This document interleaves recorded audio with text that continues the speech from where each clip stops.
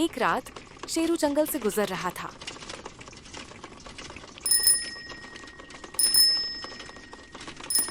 अंधेरे सुनसान जंगल में गुजरते हुए रास्ते में शेरू को एक लड़की बेहोश दिखाई दी। शेरू रुक गया और उस लड़की के पास गया। उसने उसे होश में लाने की कोशिश की, मगर काफी देर में उसे होश आया। शेरू ने लड़की को पूछा, कौन हो तुम और इतनी रात को तुम इस जंगल में कैसे आई? लड़की ने बताया कि जंगली जानवर ने उस पर हमला किया था और वह बेहोश हो गई थी। शेरू ने उसको अपने साथ चलने के लिए बोला और उसे अपने साथ ले आया। शेरू लड़की को अपने घर ले आया और बोला, तुम ठीक होने तक यहां रह सकती हो। वह मंजूर हो गई और शेरू के घर पर रहने लगी।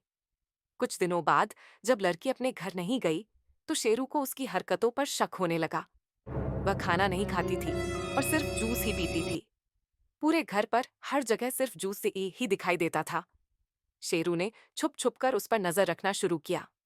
लेकिन एक दिन शेरू ने देखा कि वह जूस पी रही थी और पास ही में मुर्गी मरी हुई थी। शेरू को शक हुआ कि कहीं वह खून तो नहीं पीती। उसी रात फिर से शेरू ने लड़की को गार्डन में बिल्ली का खून पीते देख लिया। लड़की भी डर गई क्योंकि शेरू ने उसे देख लिया था। अब लड़की का अगला शिकार शेरू था। वह दिन रात इसी फिराक में रहती थी कि कब वह शेरू का खून पिए। वह मौके का तलाश कर रही थी। शेरू भी बहुत डर गया और अपने दोस्त मोनू के पास गया। उसने मोनू को सारी बात बताई। मोनू शेरू को एक जाने माने बाबा के पास ले गया। बाबा ने अपनी शक्तियों से पता लगाया कि वह तो खून पीने वाली एक प्यासी चुड़ैल है। उन्होंने बाबा से चुड़ैल से पीछा छुड़ाने का उपाय पूछा।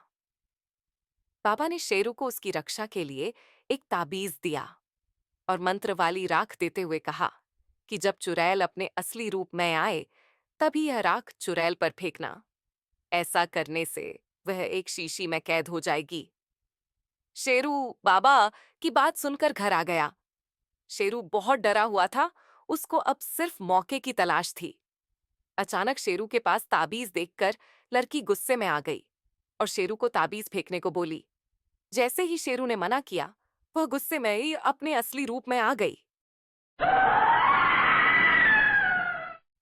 उसका भयानक रूप देखते ही शेरू की चीख निकल गई। उसने तुरंत समझदारी दिखाई और बाबा द्वारा दी गई मंत्रित राख की शीशी निकाल ली और राख को हवा में बिखेर दिया। अगले ही पल राख चुड़ैल पर फेंक दी। मंत्रित राख गिरते ही चुड़ैल शीशी में कैद हो गई। तब जाके शेरू की जान में जान आई। उसने शीशी ली और घर के गार्डन में जाकर उस शीशी को जमीन में दफना दिया। शेरू भागकर घर वापस आ गया और उस रात चैन भरी नींद सोया। अगली सुबह शेरू घर की बालकनी में चाय पी रहा था। तभी उसको गार्डन में कुछ अजीब सा दिखा। वह तुरंत भागा और गार्डन में पहुंचा तो दंग रह गया। उसने देखा कि शीशी टूटी हुई थी और चुड़ैल शीशी से गायब थी।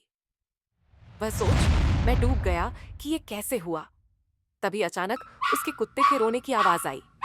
शेरू भागकर अपने कमरे में पहुंचा तो सन्न रह गया। उसने देखा कि उसका कुत्ता जमीन में घायल गिरा था। उसके गले से खून बह रहा था और पास ही में गिलास में खून था। शेरू समझ गया था कि यह उसी चुड़ैल का काम है। वह डर गया था। जैसे ही उसने पलटकर देखा तो उसके होश उड़ गए। उसकी आंख और नाक से खून निकलने लगा। चुड़ैल ने दीवार पर खून से लिखा था, तुम भी नहीं बचोगे। दोस्तों, अगर आप शेरू को बचाना चाहते हो तो वीडियो को लाइक करो और चैनल को सब्सक्राइब करो।